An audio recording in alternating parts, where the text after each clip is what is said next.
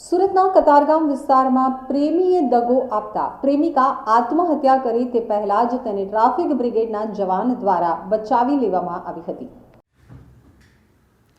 સુરતના કતારગામ વિસ્તારમાં રહેતી યુવતીના પ્રેમીએ દગો દેતા હતાશ થઈ અમરોલી બ્રિજ ઉપરથી તાપી નદીમાં કૂદી આત્મહત્યા કરવા જઈ રહી હતી ત્યારે ટ્રાફિક બ્રિગેડના જવાન સહિતના લોકોએ બચાવી તેના પિતાને સોંપી દીધી હતી। યુવતી બ્રિજની જાળી ઓળંગી તે નદીમાં કૂદે તે પહેલા જ બચાવી લેવામાં આવી હતી।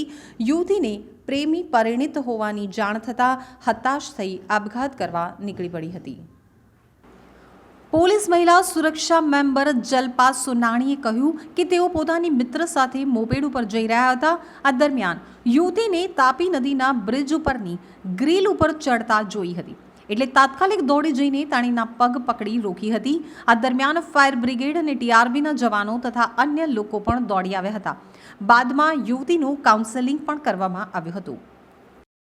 આજે હું અને મારી ફ્રેન્ડ અંદાજિત સાંજના 6 વાગે અમરોલી જઈ રહ્યા હતા અને ત્યારબાદ અમરોલી જતાં અમને એવું લાગ્યું કે કોઈ છોકરી પુલ પરથી કૂદવાની કોશિશ કરી રહી છે।